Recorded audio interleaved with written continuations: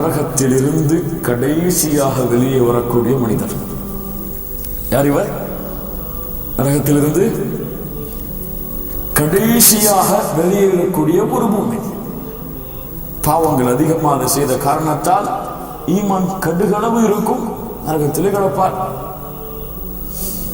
எல்லாவிடத்திலே கேட்பார், யா அல்லாஹ், இங்க பாரடா ரப்பே, சுத்தி காஃபிர்கள் முஷ்ரிக்குகள், என்ன போய் இங்க வச்சிருக்கிய ரப்பே, நரகத்துடைய கரைக்கு என்ன கொண்டு போயிறேன், நரகத்துடைய கரைக்கு என்ன கொண்டு போயிறேன்.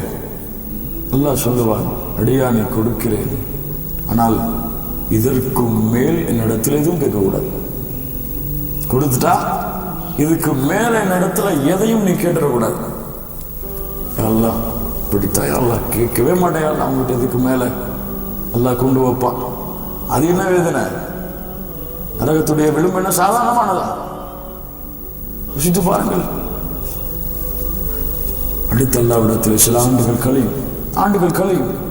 யா அல்லாஹ், நரகத்துக்கு கொஞ்சம் வந்துட்டேன், வெளியே கொண்டு போய் வச்சிட, என்ன வெளியே கொண்டு போய் வச்சிட.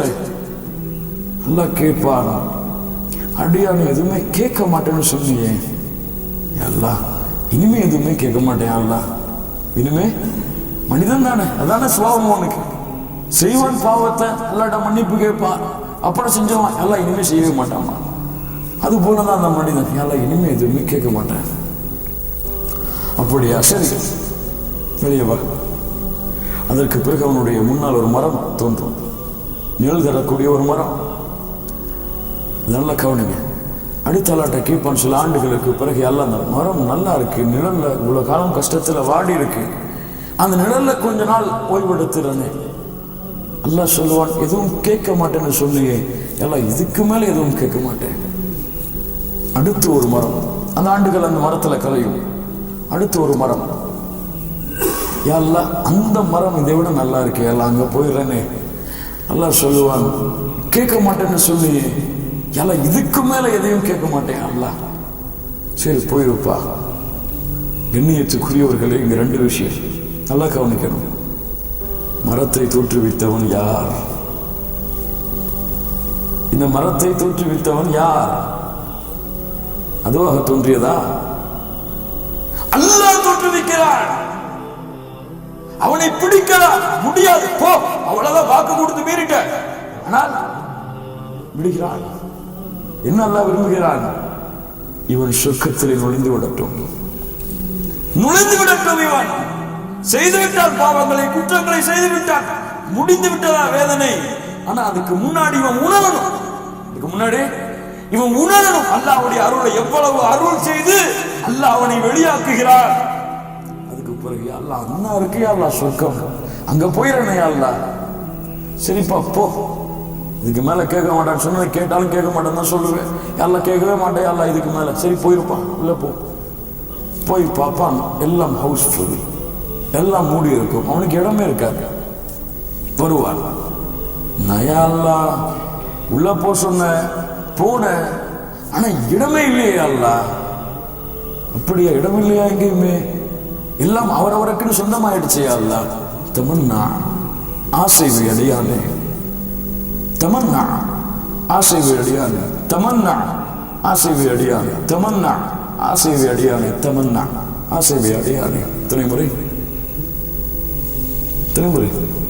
5 முறை. அல்லாஹ் சொல்லுவான், அடியானே ஆசை வச்சுட்டியா? ஆம், ஆசை வச்சுட்டு, எனக்கு அது வேணும் இது வேணும், சொர்க்கத்துல ஃபுல்லா மனசுல ஆசை. நீ ஆசை வைத்தாயே, 5 முறை நீ ஆசை வைத்ததும், நீ வாழ்ந்து வந்தாயே ஒரு பூமி, அந்த பூமியில உனக்குன்னு ஒரு குட்டி கூண்டு இடம் இருந்துச்சு, அந்த மொத்த பூமி, அந்த பூமியை விட 10 மடங்கு பெரிய உலகம் உனக்கு இருக்கிறது. அவன் நின்று சற்று நிதானிச்சு, யா அல்லாஹ் என்ன நீ கேலி செய்றியா என்ன கேட்கிறான். சுப்ஹானல்லாஹ், எல்லாம் நீ கேலி செய்றியா என்ன? நீ உள்ள போற ஒண்ணுமே இல்லை, சரி ஏதாவது ஓரத்தில் கொடுப்பேன்னு பார்த்தா 5 முறை ஆசை வைக்க சொன்னா ஆசை வச்சேன், அதையும் கொடுப்பியாங்கிறது எனக்கு ஒரு சந்தேகம். நீ கொடுப்ப, ஆனா பூமிய மாதிரி 10 மடங்கு எனக்கா? ஏன் ஒருத்தனுக்கா? அனல் மலிக், அனல் மலிக், நான் அரசன், நாடு எதை செய்வேன் செல். கேலி செய்வது என்னுடைய குணம் அல்ல. உள்ள போவான், உள்ள போவான். ஒரு சின்ன வீடு, வாசல் சின்னதா இருக்கும்.